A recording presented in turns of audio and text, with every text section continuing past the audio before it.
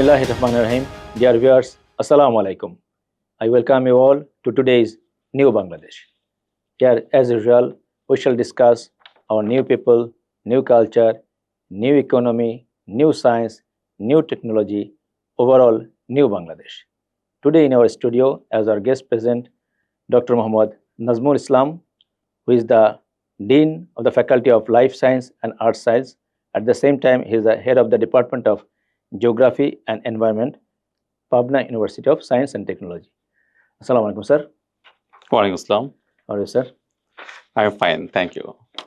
We are happy to get you here as our guest. I know that you're a very good environmental scientist. So, at the very beginning, sir, I'd like to request you to tell us about you in brief. Thank you very much to invite me in this Bangladesh Guardian studio. I'm really happy to share some knowledge or experience or my views to the audience and to this studio. I'm Dr. Muhammad Najmul Islam. My basic graduation subject is Geography and Environment. After that, I did my second master's in Water Resource Development. And after that, I completed my PhD from the Kyoto University in Japan in area studies focusing on the disaster management. My study area was the lower Podda River in Bangladesh. Before going to PhD, I worked in the development organization, especially disaster management and the development sector. And after that, after completion of my PhD, I joined as a university faculty member. So at present, I am serving as a faculty dean of Life and Art Science and head of the Department of Geography and Environment. My specialization is in the disaster management as well as the wetland ecosystem. And so I hope we may share some important issues in Bangladesh. Well, sir, in how many universities you taught, sir, here in Bangladesh?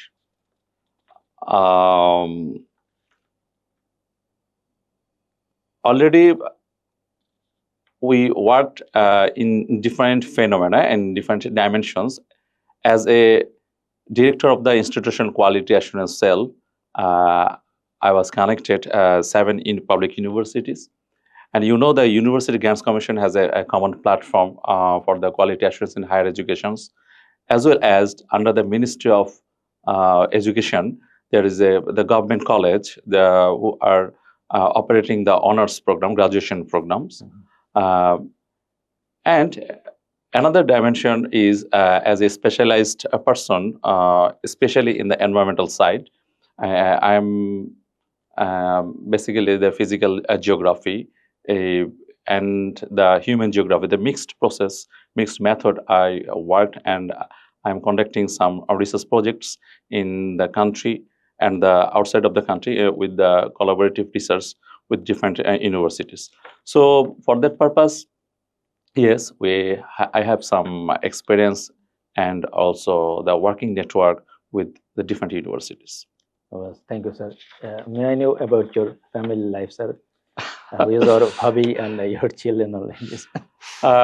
Yes, my better half, my wife, Dr. Sultana Tawfiq Akhtar. She is also from the same discipline, Geography and Environment. At present, she is working as the head of the Department of Geography and Environment, Chatpur Government College, as an education cadre. Very good, sir. So both of you are PhDs. Yes, she completed her PhD from the Geography and Environment Department, University of Dhaka. Brilliant, sir. Well, sir, as regards environmental science, you know, during last few days, we are facing some environmental problems like disasters, heavy rainfall, and probably there was a cyclone also in the Bay of Bengal. So that's why this time this topic is very much crucial, sir. And in the university, I teach basic sciences in some faculties, and that I took the initiative to teach our students environmental science, a part of it. I know it is very much important. So please, sir, tell our audience about environmental science. What is it and why it is very much important to study environmental science? Thank you, sir. Environmental science, that it's a multidisciplinary discipline subject. In this subject, there is some option to work on the biology, the botany, the geology, the water resource, and also the sociology, because the nature always interact with the human.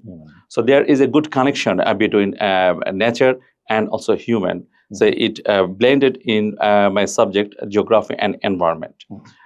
And what you talked about, the last few days, we faced a depression in the Bay of Bengal. That means the cyclone, tropical cyclone. The name is Shakti. And these cyclones, landforms, and after the landforms, our full country face huge rainfall, as well as some of the places we are facing the flash flood, especially the hilly regions in the Sylhet, Sunamganj, Maulvi at the southeast region of Bangladesh, and also the some small river like Halda River in the Chittagong. So these rivers are facing the flash flood. Well, son, what are the main environmental problems in global context and in local context now? Actually, you know that natural resources is limited always. This is a fixed one. But human is increasing, the human pressure, settlement pressure, urbanization pressure, the industrialization pressure is increasing day by day. So when we want to develop in anything, in any sector, communication sector, road and transportation, settlement, urbanization, industrialization, always we have to interact with the environment, and all types of development, we can say, as usual, the traditional development what we faced in our country and also developed country, that first we hit in the to the nature, and that's why the afforestation, limited access of groundwater, fresh water, and we are facing the air pollution, we are facing the water pollution, and in terms of long run, we are facing the soil contamination, soil pollution. So all types of problems is happening due to the human intervention. But there is also another side of development, that is sustainable development. Yes. As we think that natural resource is very limited in our world, in our country. So we can develop our society, our country, our environment through sustainable development, so that the next generation, the future generation, cannot say anything that we are give up this world without any types of conservation. So we don't want to give up a polluted world for our future generation. So we need to maintain, we need to follow such type of sustainable development. Well, very well, sir. You know, there are very high civilizations like Egyptian civilization, Chinese civilization, that Machu Picchu, South American civilization, even our civilization, that Mohenjo-daro, Harappa, Mehergarh civilization, and even the Bengal civilization. They're very much ancient.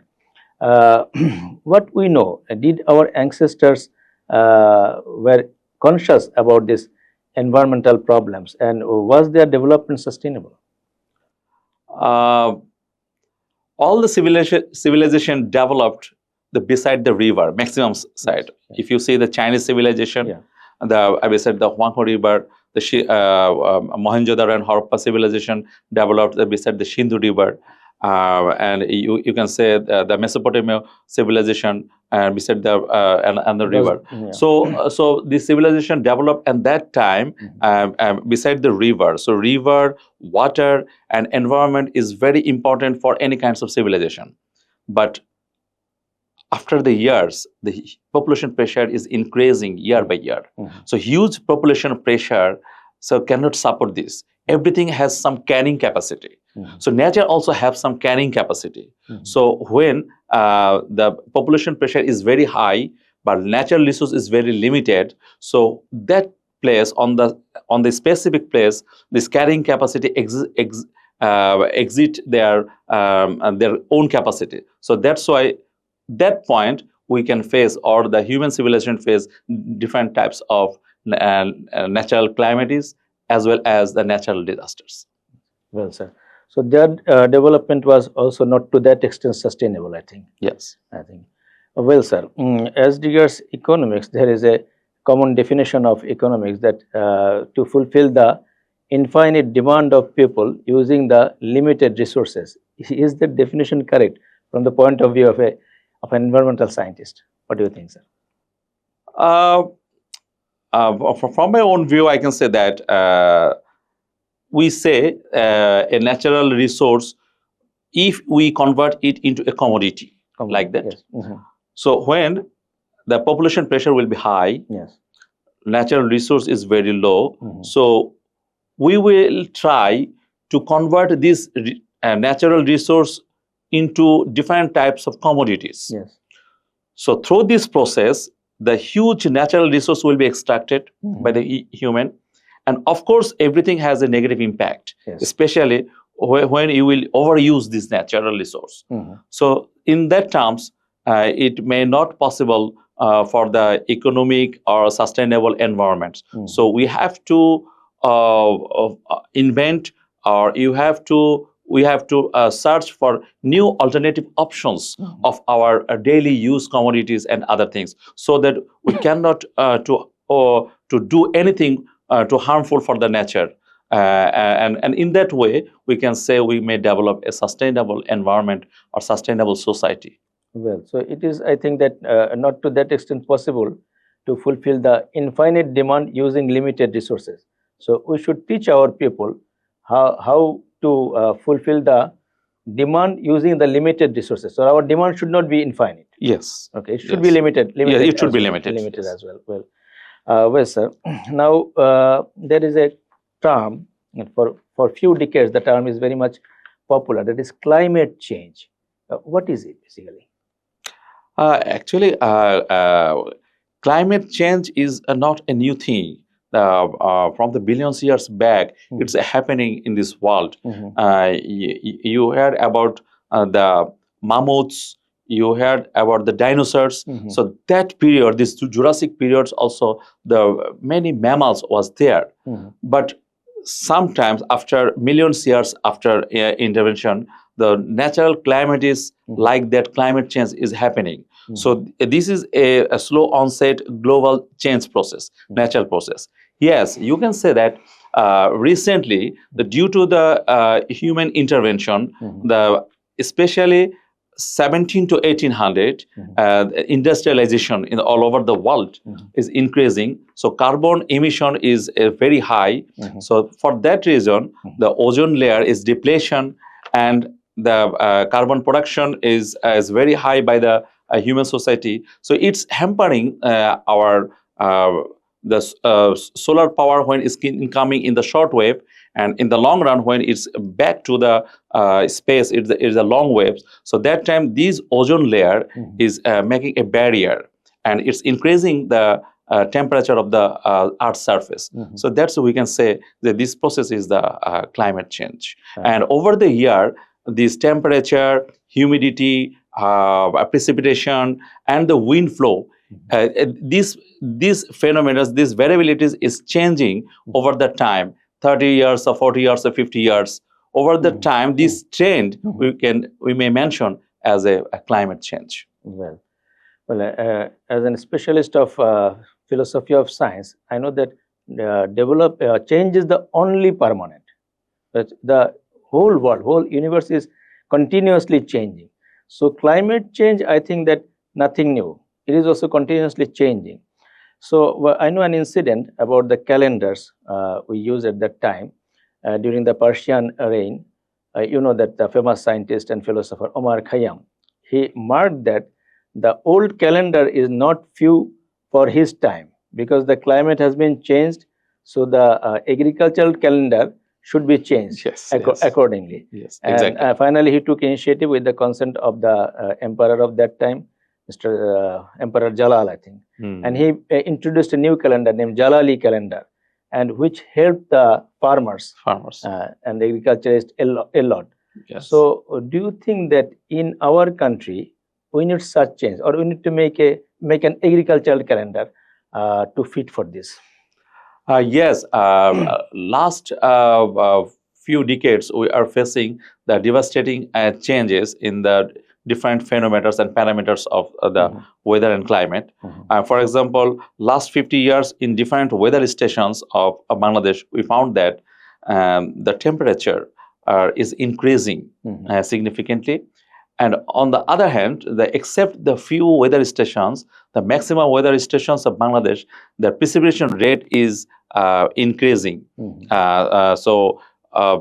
Precipitation in some places is increasing. On the other hand, the precipitation rate is decreasing. But interesting thing is that within the short period, in the some pre-monsoon period or monsoon period, intensity is very high precipitations. So such type of precipitation is a main cause of the flooding, especially the river flooding or flash flooding.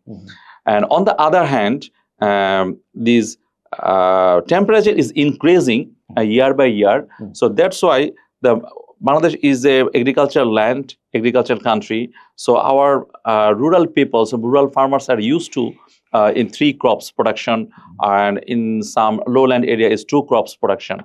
But when they will start their harvesting, their growing stage, their seedling stage, their harvesting stage, these stages they usually follow from their own ancestors.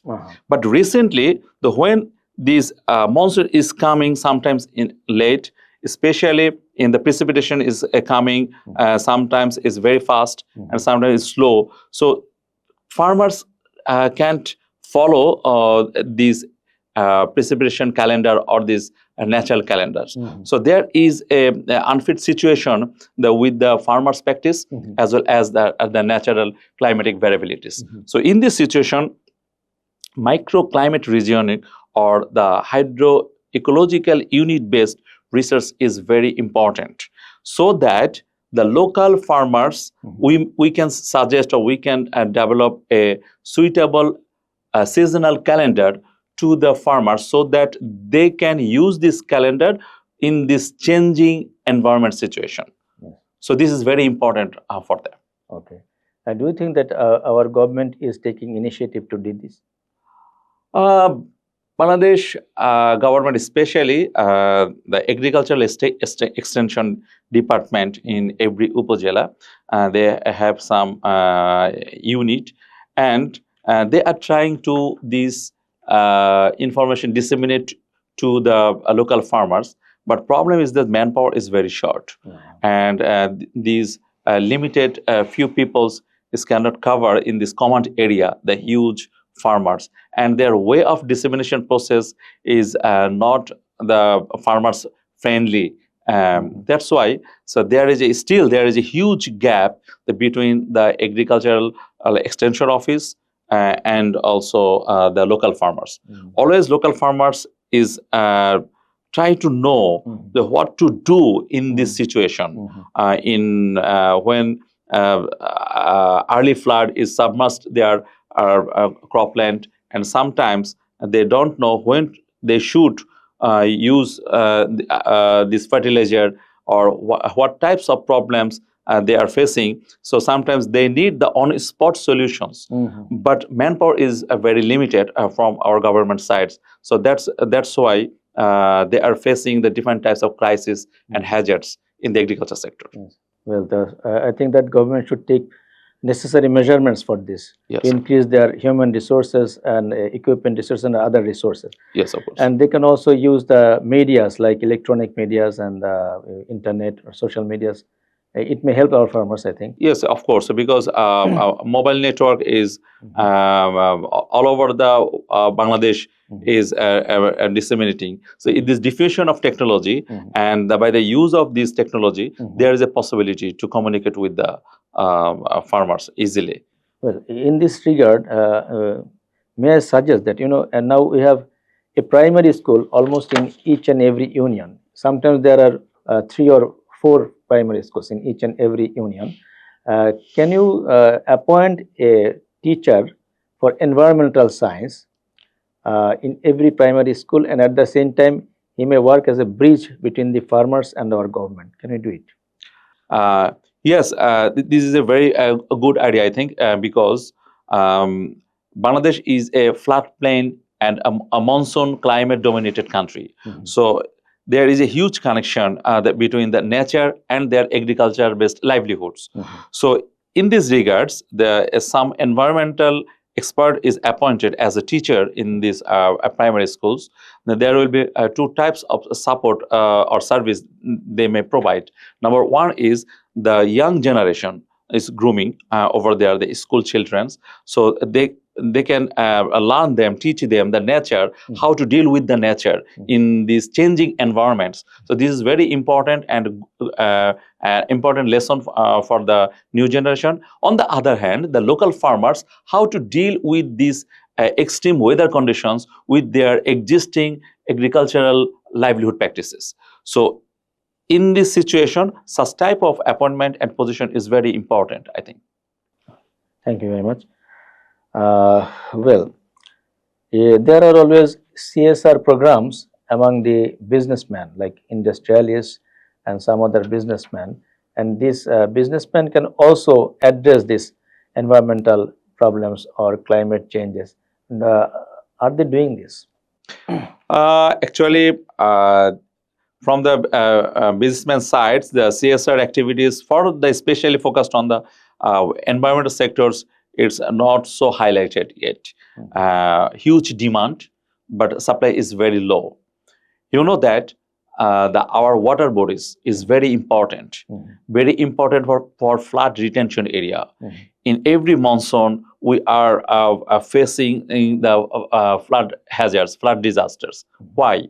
Because Ganges, Brahmaputra, and Meghna, the three basin at a time is following towards Bangladesh. So huge water pressure, 3 to 4 times, sometimes is 10 times the water is coming in this monsoon season.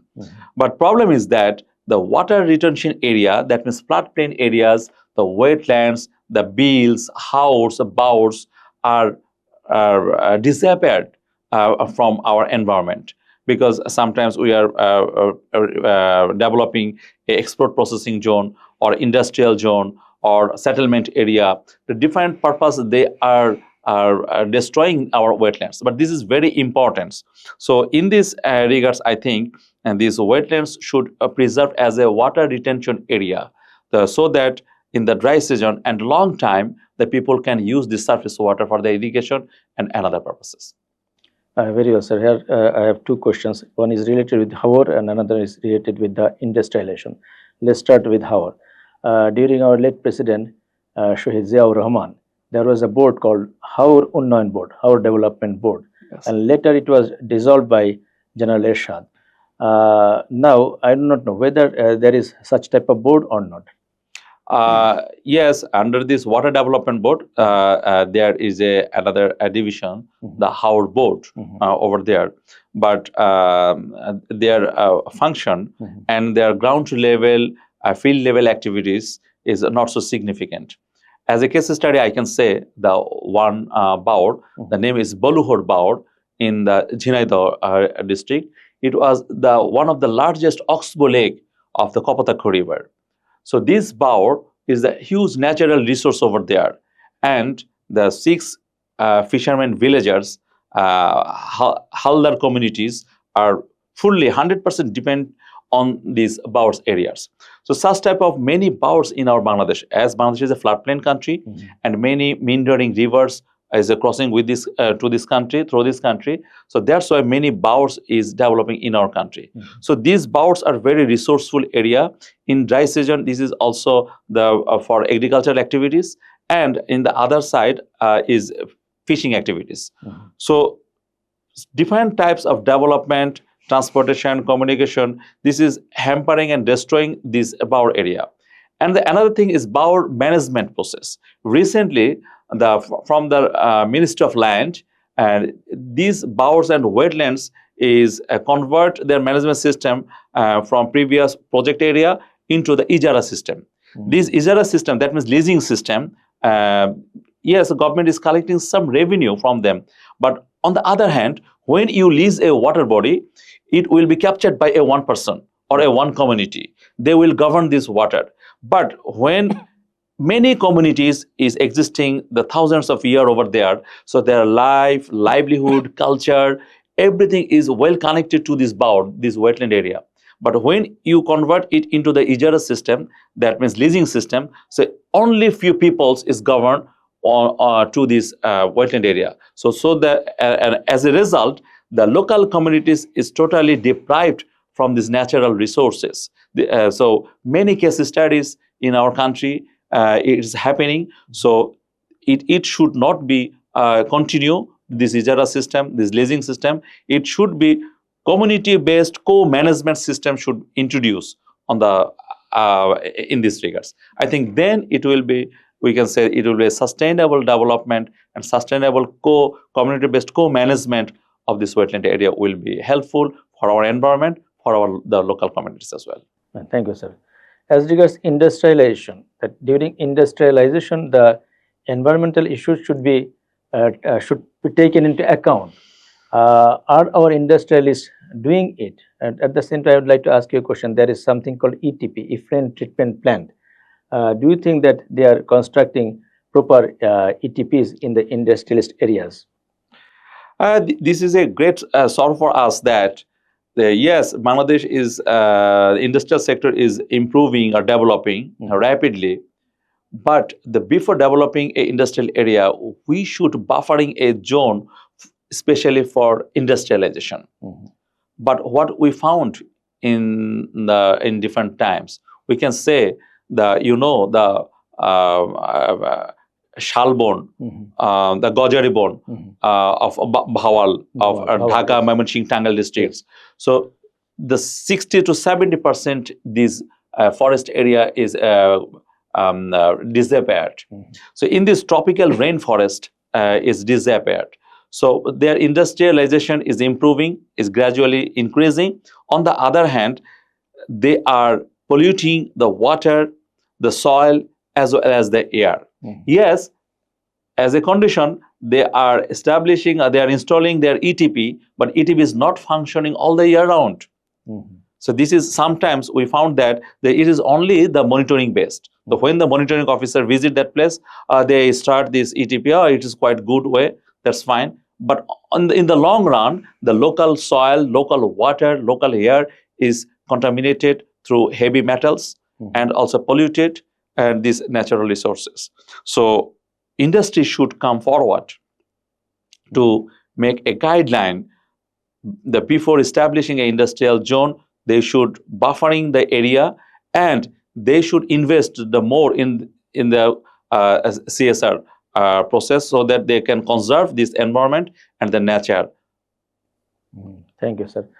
As regards effluent treatment, there is something called natural treatment. I read in history that Emperor Ashok, he probably spreaded some microorganisms organisms in the Ganges, which purified the waters of Ganges. So probably our ancestors knew about these natural treatments. And as regards Japan, I was present in a conference, international conference. Two of the presenters, they presented that in Japan, now they are using natural treatment for purifying the waters. I have a very little idea about this. Can you tell us about this in brief? Actually, ecosystem has different type of service. So one of the major service is regulating service. So within the regulating service, ecosystem purify itself naturally. For example, the water filtration, infiltration, or water cleaning, purification. In a wetland area, you know the snail, apple snail. I can say a case study from the Cholonbil area, the largest freshwater bill in Bangladesh. In this Cholonbil area, there is an apple snail. The apple snail is moving and growing in the low depth area, especially the which depth is light penetrate to under the water. So there is many hydroplants over there, and on the hydroplant's leaf is covered by the sediments, the fine sediments is covered. But if the sedimentation rate is very high, the light cannot penetrate to the down part of the bottom of the bill, and the hydroplant cannot take their food from their process.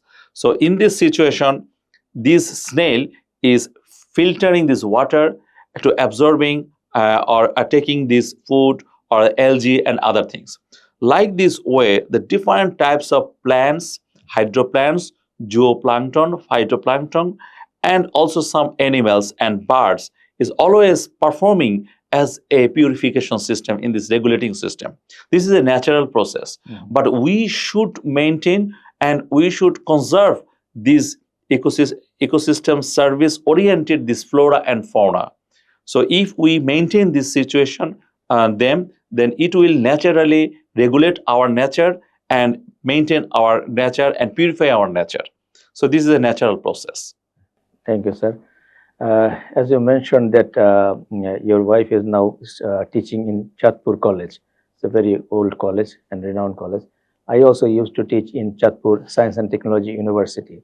And Nice. It was interesting for me that there are three mighty rivers there in Chatpur: Meghna, Podda, and Dakatia. Yes. Yes, I can say it's a water hub. So, what can be done there in Chatpur for our water development? And what is the mentionable natural resource in Chatpur? Can you tell us? Yes, this is very important point because the three river basin joined over there in the Chatpur point. Yes. The one river basin, Ganges River Basin, and this water is coming through the Podda River. And the Brahmaputra River Basin, this water is coming towards the Jamuna River, and after that, as a confluence flow from Doludia Ghat, Aricha point to the Chatpur point. Yes. And the another side, the Shurmar and Kushia River from the Voirop point to this Meghna point flow this international river as a Meghna River. This is the upper Meghna. But after that, the confluence flow of the Ganges and Brahmaputra, this Podda River and Meghna, these three rivers is going towards the Bay of Bengal as the name of Meghna River. Yes. So this is very important and very international river, the three river basin. And this water is coming from the northern part of Kashmir, northern some other places of the Himalayan region, the China, Tibet, Bhutan, Nepal, India. So this water is coming. Even Pakistan. I think. Yes, some part of northern Jammu Kashmir area and the Pakistan part, some areas. So this water is coming towards from the Himalaya, and this exit point is through beside this Chatpur point. Yes. So Chatpur point to the Meghna estuary, and this water, this river is carrying the huge sediment, around 2.4 billion ton per year. So this sediment is very important for our southern part, because this is sedimentation process is ongoing. The new fertile land is emerging in our southern part, and as well as this river is very dynamic, and this river is meandering. Some river is meandering, some river is braided. So we are facing erosion and accretion is all over the river, the both side, left bank and right bank. So Dakatia River is comparatively is very stable river. That's why you can see the water color is slightly dark. Sedimentation is not so high, but this is also meeting with the same point, the Chatpur point. So Chatpur point is for fishing purpose, for industrial communication purpose. This is very important place, and we should take care of this confluence flow point for our further research or development or another different types of training and other purposes. Well, sir. Now we know that we are getting some islands in our Bay of Bengal. Probably the sedimentation of these rivers are helping. Yes. So do you think that we will get more and more lands in our Bay of Bengal? Actually, it depends on the sediment carrying capacity from the Himalaya, because there is some sand dunes over there. So when the glaciers is moving towards up to down, so that dunes are cracking, and these glaciers is carrying these sediments. So for that reason, we can say that this sedimentation rate is very high compared to other countries. And in terms of water, we can say that after the Amazon River, after the Congo River, this is the third water discharge in this GBM basin area. But specialty is that compared to Amazon, compared to Congo, in the worldwide, the sedimentation rate is very high in our GBM basin, Meghnad. So there is a good opportunity for us that this sedimentation rate, when this sedimentation will be increased in this accretion process, will develop some new land in our southern part. So when the sea level will be rise, the water level will be rise, the sedimentation elevation will be higher.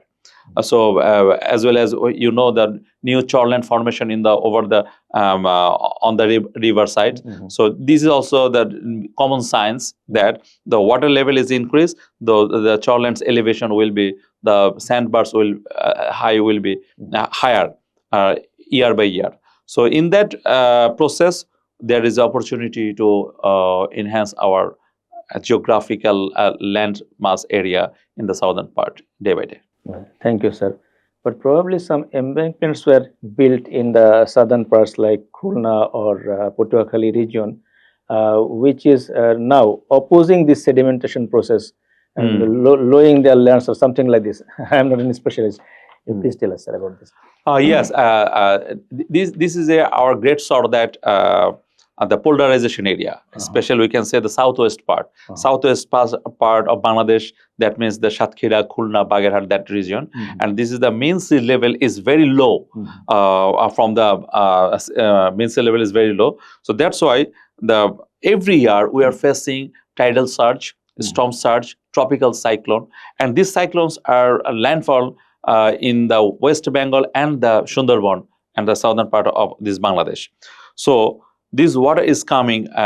This is not the new phenomena. This is 1,000 years back. We are facing such type of natural climate is in this region.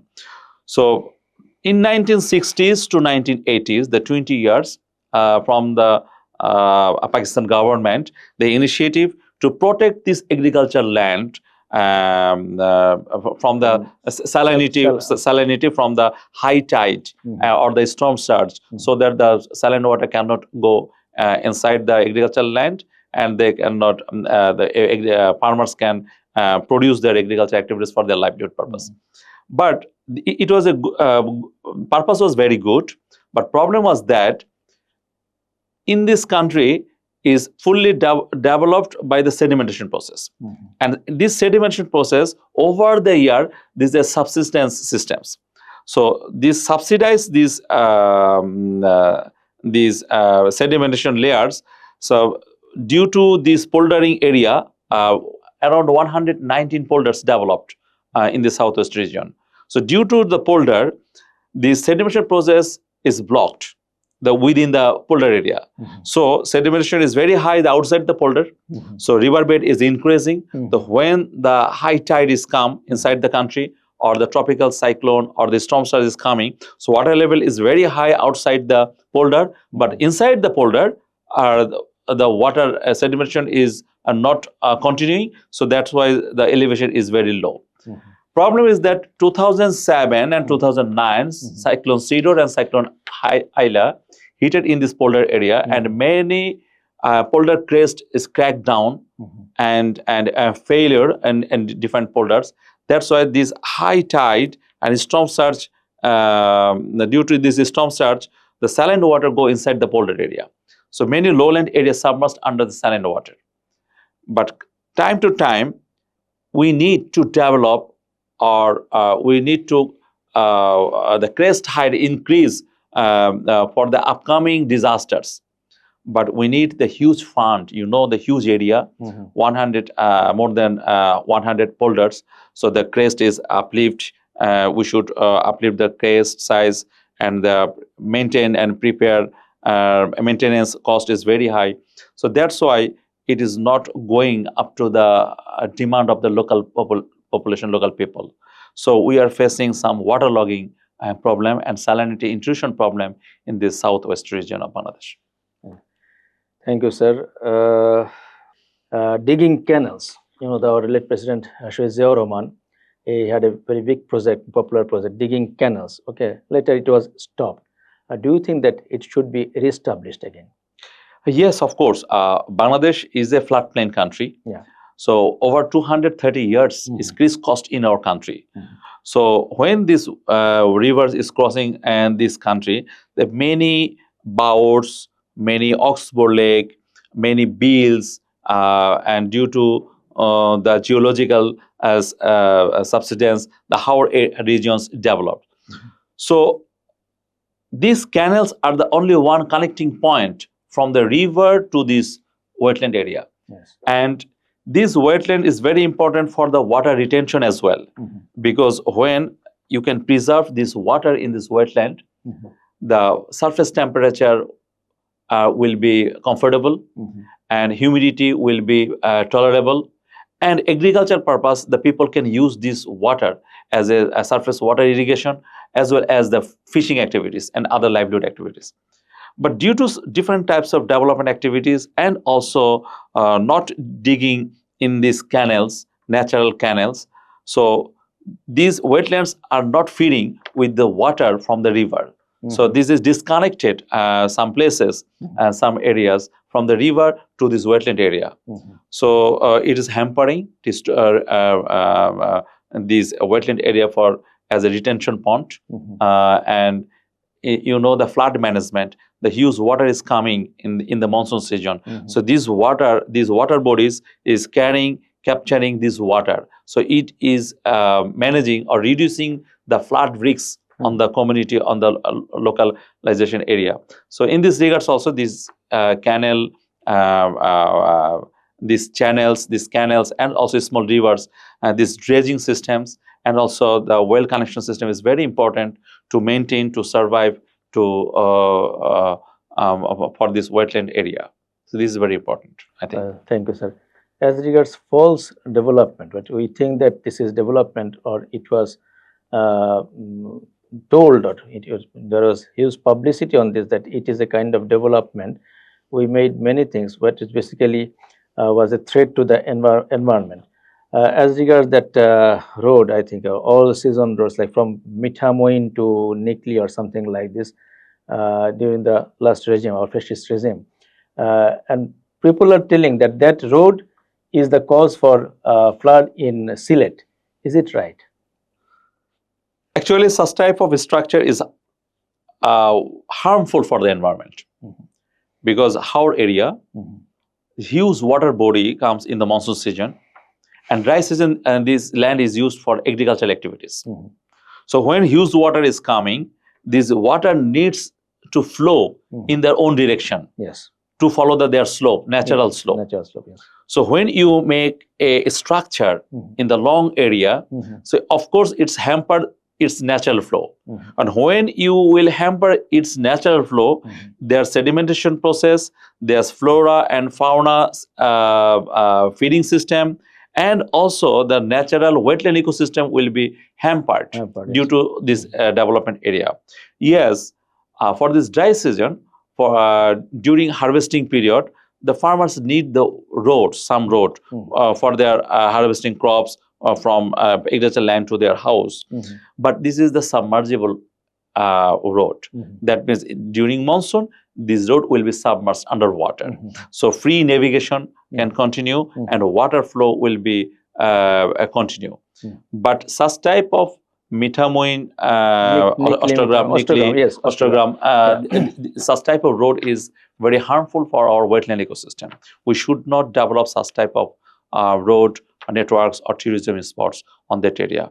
We have to ensure that the water movement, the natural flow of water is very important for our environment. As Bangladesh is a floodplain country, so Bangladesh is a floodplain country, so this is very common scenario that in the monsoon period, huge water will retain in this area, and huge water will move through this area. So we cannot do any harmful activities which will interrupt this natural water flow. So I think it will be better to break that road. Yes, of course. Well, sir, thank you, sir. Mentioned the term biodiversity several times today. What is actually biodiversity? Actually, biodiversity is a terms of you know, the flora and fauna is distributed all over the world, and in this world, some is polar region, some is arid region, some is tropical zone. So in the different region, in the different types of flora and fauna distributing and distribution is all over the world. So such type of distribution pattern of these flora and fauna with this surface physiographic condition, and as well as not only land surface as well as also oceanic water mass. So this distribution pattern is commonly known as a biodiversity of different flora and fauna. Thank you very much. Well, we mentioned government, we mentioned business people, industrialists. But how much an individual can contribute in environmental improvement? Actually, this is the right way to develop myself and then contribute to this institutional way. So every harmful activities for this environment, who is doing this? Me or human being. So from when we wake up and full day long we are doing many activities, and before going to sleep, so many things we are doing which are some are harmful for the environment. If we can identify these activities, we can detect this, and we can use or customize myself as a nature friendly activities, nature friendly commodities, nature friendly services. If we can use to with these environment friendly activities, then it is possible. For example, in our daily life we are using the single use plastic. The single use plastic is very convenient for us in every sector, but problem is that this plastic is not destroying from this world. It's polluted in our soil, to our soil. It's polluting our environment, and sometimes 80 years to 100 years it's sustained in this nature, and it creates the many problems in every flora and every fauna as well as human being. So if we correct myself, if we develop myself with nature friendly user, then our environment will sustain in the long run. Thank you, sir. As regards plastic and polythene bags, Begum Khaleda Zia during her period banned these polythene bags, but later again during the last regime, somehow they again started using these poly bags and spreading it. Should we again ban these polythene bags? Actually, the last decision proved that the ban is not the only one solution. We should develop the alternative solutions and nature-friendly solutions. The jute bag or the banana fiber or the pineapple fiber. Such types of many natural fiber is available in our country. Such type of residuals, crop residuals and fiber may use as a degradable alternative bags or alternative user things. You can see recently many peoples are using the what can we say, the palm nut plate. So such type of leafy or fiber based, nature based product is very important for our daily use. So if we can produce this, if we subsidize such type of new industries, then they will develop, then we can ban and strictly monitoring to ban the polythene. So single use plastic should stop just now. Then we can conserve our environment. Well, so first we should find the replacement. Alternative technologies. Then enforcement of law. Yes. Thank you, sir. Another thing is, I took the initiative in my universities, in my classes, to teach the university students environmental science, but it is not compulsory in all universities of Bangladesh. Do you think that in all universities of Bangladesh, this environmental science studying should be made compulsory? The scientists are searching the alternative of this earth from the long run, and they are investing the huge money. But if we take care of this, our present earth, Mhm. So we should not search this alternative earth. Mhm.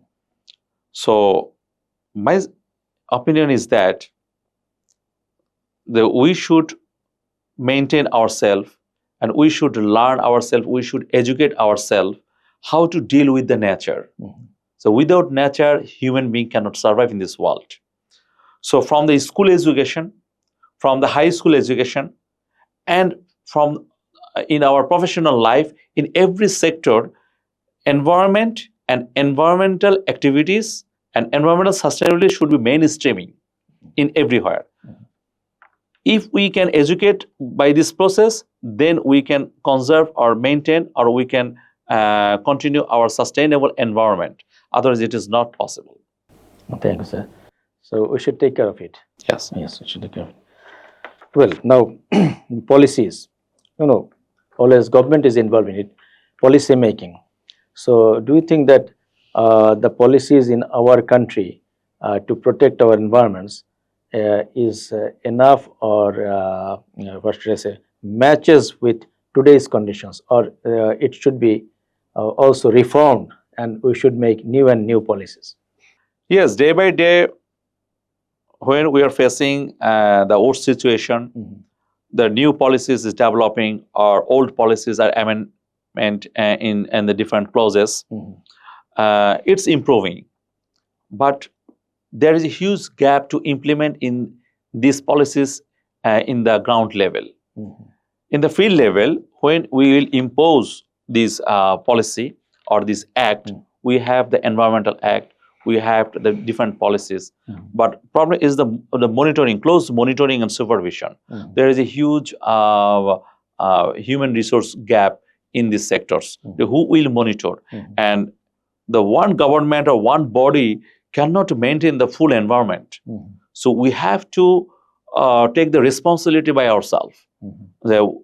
We should maintain this. That's why from the family level, from the school level, these nature-based activities, environmental education is very important, number one. And number two, government should emphasize on the ground level monitoring, and they should develop the huge human resource. They should deploy a huge human resource to protect or to conserve these natural resources. Thank you, sir. Well, now as regards researchers, that any good event starts with a good research. Do we have enough research in Bangladesh in this subject, in environmental science and disaster management as well? Um, if we search any solutions of a problem, Mhm. of course, we need to conduct a good research, because without good research, we cannot say this is the proper solutions. Mhm. So, in this sectoral research fund is not enough Mhm. in the academic sector, or also the action research sector also, the both side. So I think the government should emphasize or subsidize the relevant departments, relevant universities, and relevant government agencies to conduct the action research as well as the academic research. And many academic research is going on. If you see, when I completed my PhD, the one of my thesis paper is sent to the Diet at the Japanese government parliament. Mhm. And that means that when they will make the policy, so they consider the suggestions and recommendations of different previous researches. Mhm. So research-based suggestions or recommendation is very important for us. So our policymakers should take care of it.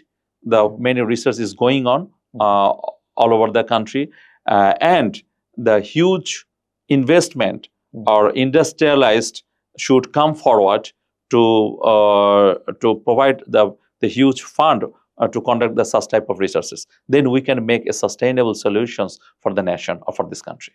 Well, thank you, sir. We have many commissions in our country. Is there any commission related to this protection of our natural resources?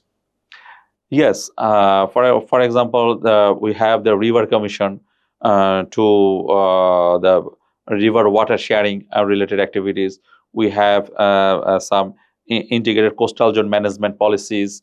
So different policies and commission is existing, but in some other places there is a still gap, because the in Bangladesh, around 8 to 10% people is living in the river basin, on the river basin, or the riverbed area.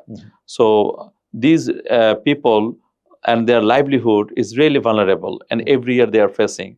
So these Chor people need to protect in different way. Their administrative system and a mainland administrative system is not so different. So such type of hard to reach area, some coastal area, some chorland area, so these people should consider in a different way.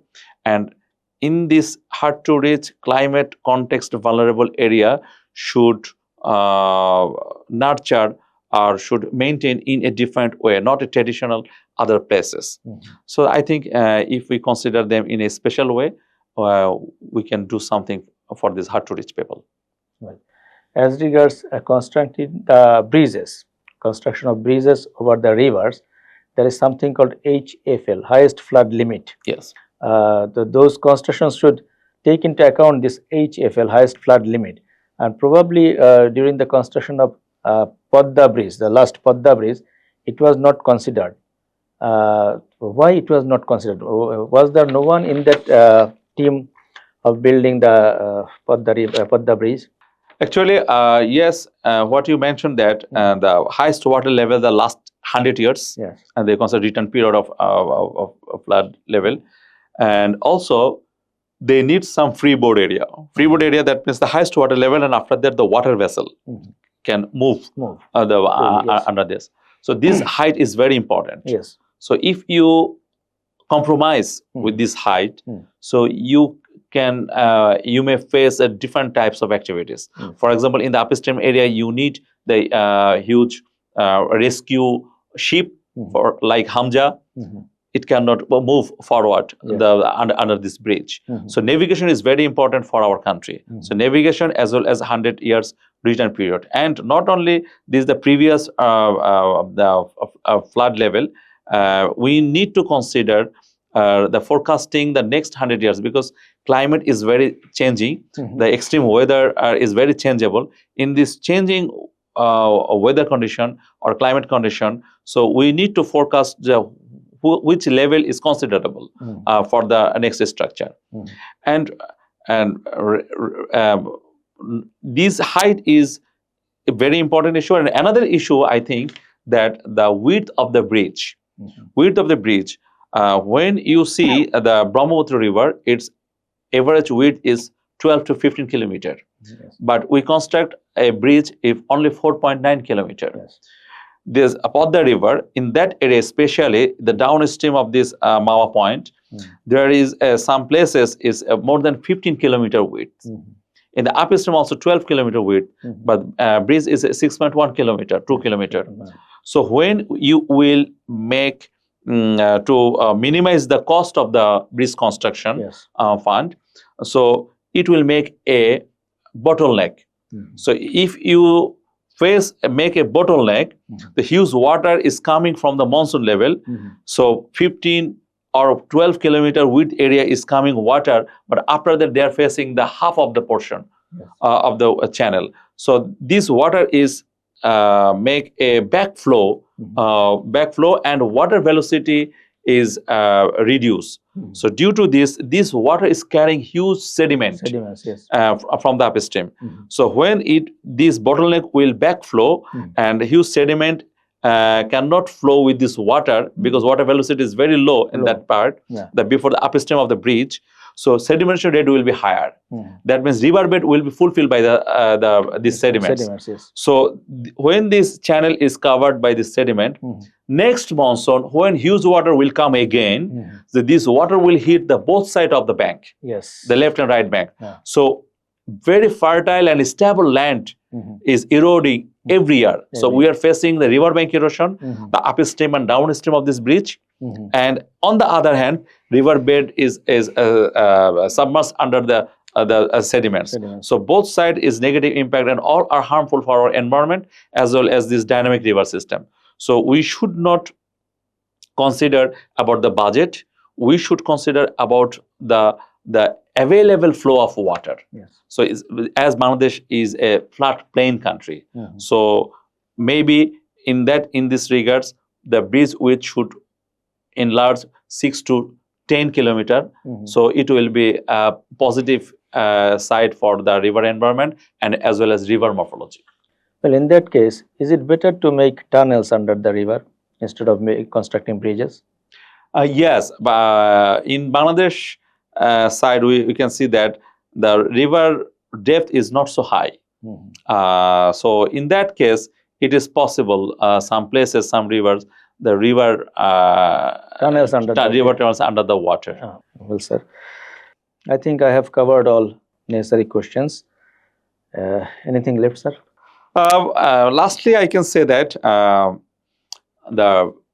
in the natural phenomena, in this changing weather condition and climate condition, our agriculture-based peoples, agriculture livelihood-based peoples are very much vulnerable. They don't know what is happening, when the monsoon will start, when the water will come, when the water will release monsoon water, so that they can transplant his next crop on the field. So they need the information. So the government agencies, a Ministry of Agriculture or Agriculture Extension Department and other department, I think they should come forward and in the field level and the grassroots level, they should disseminate their information and information booth and hub in the every union, so that farmers know the reality and what is happening and what should they do in every season of agriculture crop. And they should develop this research-based seasonal hazard calendar, seasonal crop calendar should produce in the context-specific regions and different hard-to-reach area in Bangladesh. Thank you, sir. You know, now we have a new Bangladesh. Our Honorable Chief Advisor, Dr. Mohammad Yunus, sir, is trying a lot to develop the country. Earlier he worked for this country. Now he is a global celebrity. He's an international figure, and we are, I think, we are lucky enough that at this time he is our Honorable Chief Advisor. But at the same time, we should also help him. So, any suggestion for our new Bangladesh?